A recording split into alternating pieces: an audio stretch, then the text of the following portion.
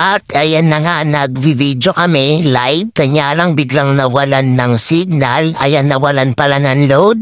So naghanap na lang kami ng anak ko ng pagdadalan ng spot ng hanapin mo, papit ko. Ayan, hanapin nyo guys. Ito na, i-upload ko na to mamaya. Mamaya. Saan kaya namin to pwedeng ilagay? Ayan na. Isang puppet may cross. Isang puppet.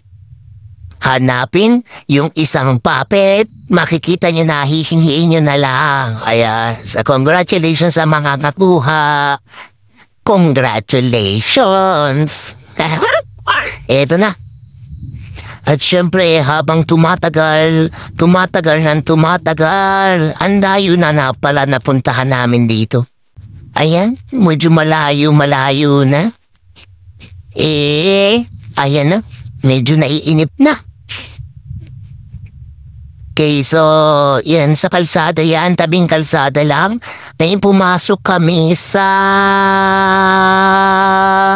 Ayan, makikita niyo na yan. Ayan, hanapin niyan, ha? Yan, ang clue niyan ay may X. Yan, X. Tapos meron doon, tapos meron dito. Ayan. Tapos ilalagay ko yung puppet. Ayan, nakita nyo? Si Coco Martin. Ayan, ilalagay ko si Coco Martin sa mahiwagang damo. Ayan, doon. Yan, tandaan nyo lang. Ayun. Tapos, ayun si Coco Martin. Ayun, dyan.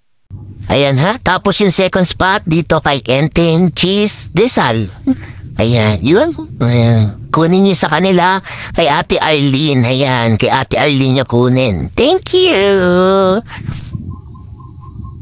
Salamat sa panonood. Huwag yung boy 10.